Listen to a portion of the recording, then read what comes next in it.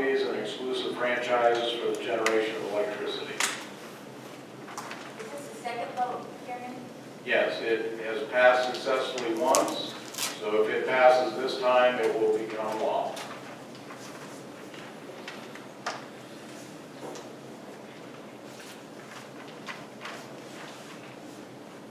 Anyone not seen a commercial about this?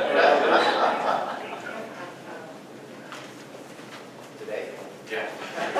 Or got a flyer in the mail, or, yeah. Okay, this is the big one that there's a lot of fighting going on about. There are literally hundreds of millions of dollars being spent between the two sides on this question. So, I think one way to always look at a question is, if you're seeing that kind of money being thrown around, there must be an awful lot at stake.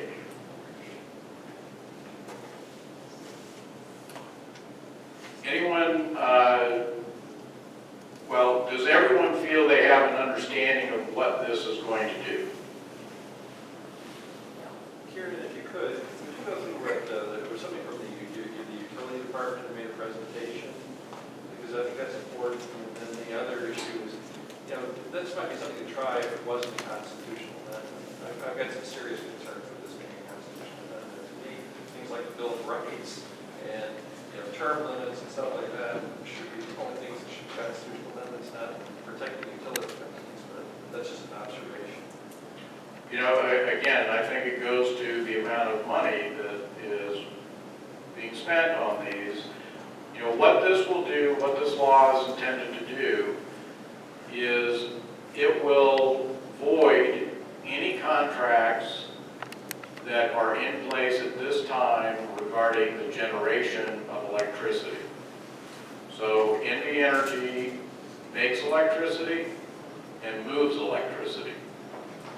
Boulder City, we move electricity. We're a municipal utility, but we don't generate electricity. We buy it from other people, from Boulder Dam, from the open market. So the question is, what generation contracts get voided? With NV Energy, one side says, the side supported by NV Energy says, that they would have to sell all of their generating capacity in order to comply with this law. Since that stuff is pretty expensive, they're saying we will have to raise our rates to compensate for the money that we have out there on the line for this already. The people who want to do away with this are saying, no, that's not true. But when you read this, when you read the language, to me it clearly says, if you have a contract for generating electricity and selling it, that contract becomes void and this becomes law. Now, whatever the battle with NV Energy is, it does not impact Boulder City. Whatever NV Energy does has almost no impact at all on Boulder City. So what I would suggest is when people that live here in Boulder City take a look at what would it do to Boulder City. As I said, we don't generate electricity. We own all of our wires and all of that stuff, but we buy electricity from elsewhere.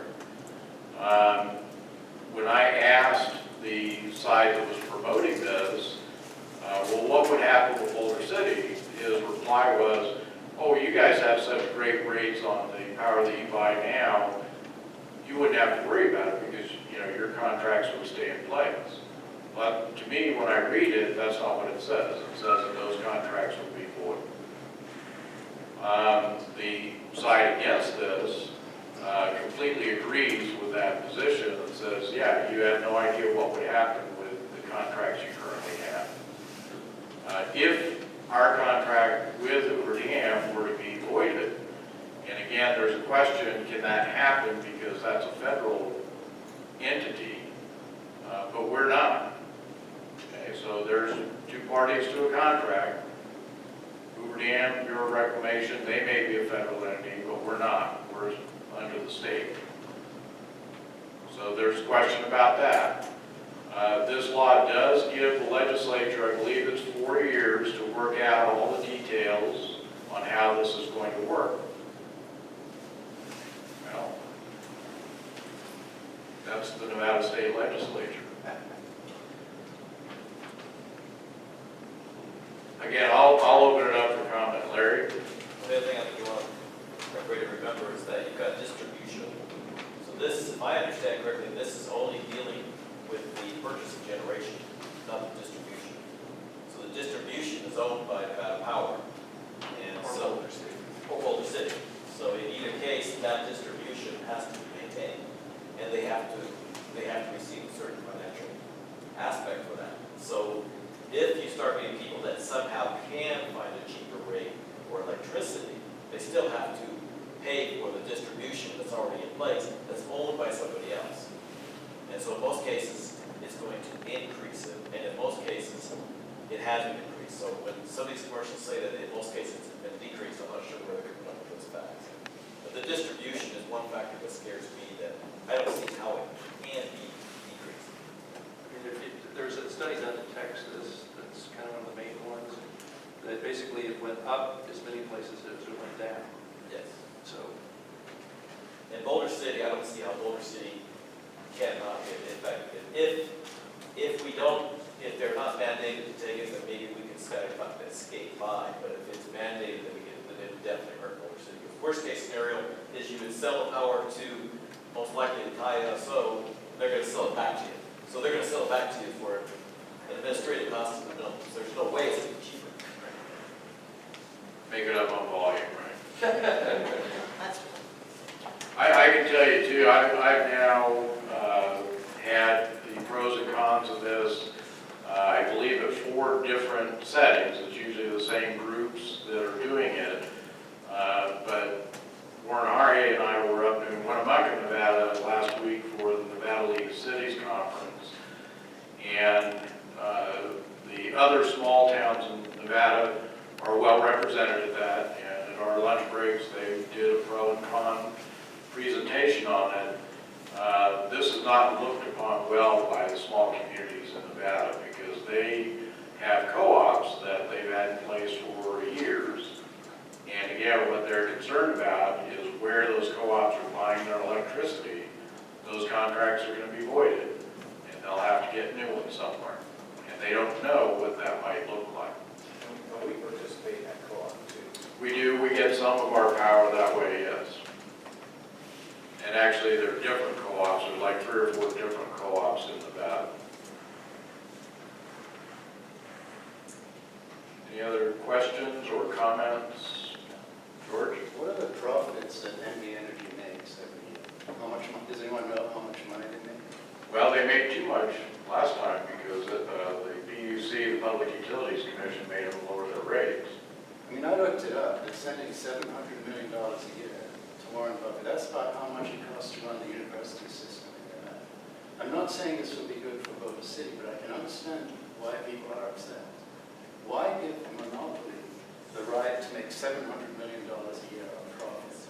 And you know, this may be one of those situations where this law was targeted against potential abuse. I'm not saying they're abusive, but potentially. But just because you aim at the abuser, you know, you might hit some other people around, and you know that could be a problem for I agree with that. the cities that are not serviced by NV Energy. One more comment is they limited rooftop solar net metering to less than 2% of the electricity generation in Nevada, when in fact it could be generating 30%. That was the NV Energy people on the PUC. Again, because it would hurt their profits. They make less money if we protect the environment. So I can understand that people are angry, but I can also understand your point that it doesn't benefit Boulder City in this instance. That's just a comment. Yeah, and NV Energy certainly seems to have changed their attitude since this passed the first time around. They're putting a lot more into renewables. They've shut down all but, I believe, all but one of their coal-fired generation systems. So, on the other hand, I don't trust NV Energy to, if this Potentially. Again, the only thing that I see that's different, the old ways aren't as profitable as the new ways are, so. Judy? My reading of it or understanding of it, you know, when you read through all the rest of it that goes with just this, is that it also, there is no legislative or corporation commission, PUC, whatever it is, here that made Nevada Energy give some of that money back. You mean for Boulder City? Not for Boulder City, for any place in Nevada.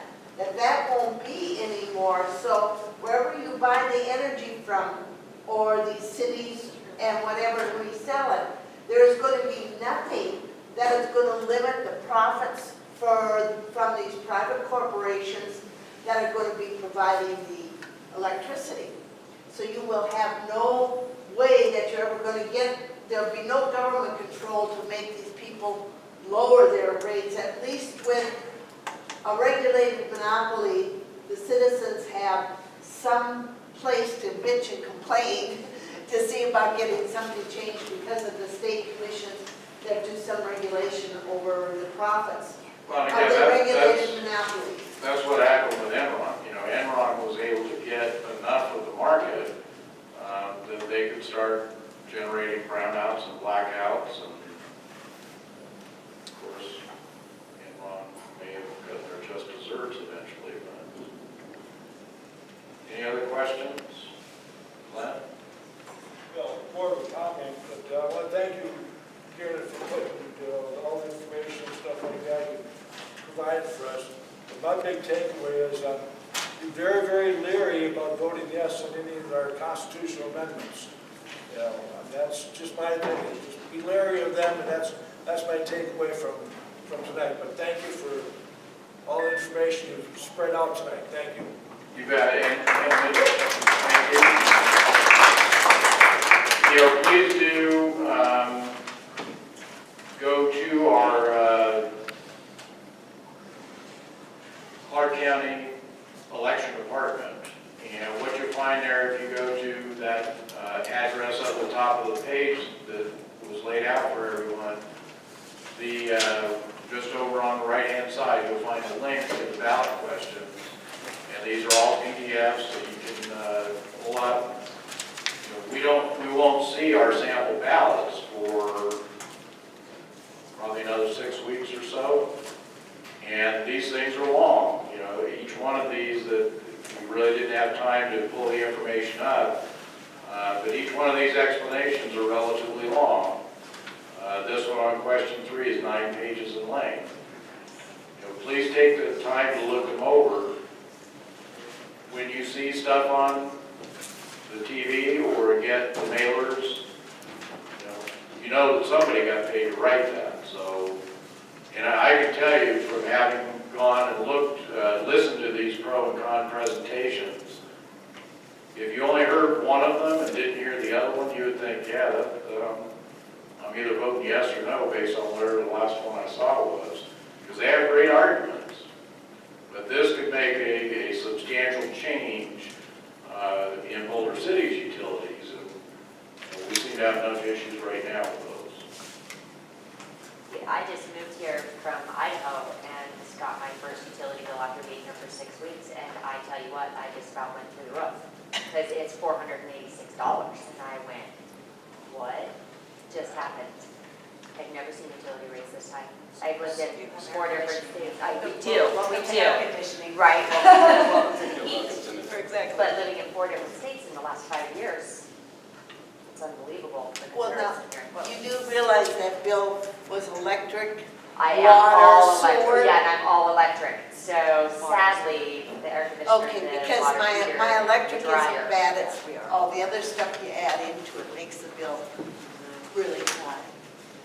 Really, the comparison has to be for kilowatt, because being in Nevada and having that air conditioner on nonstop is Yeah. a major worry. Oh, yeah, and I So, would trade that for stock. don't plan on moving to Vegas then. Right? You have- But there wasn't any information about the utilities when I did research either. Really? That's about the one. Huh. Obviously, not that I fine. All right, thanks, everyone. That's right. Thanks. Anything else to?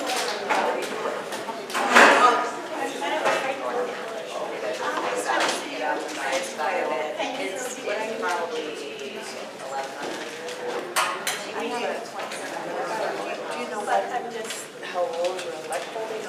Or not your electric, but your air conditioner and furnace that? If it's really old. 40 years. Oh.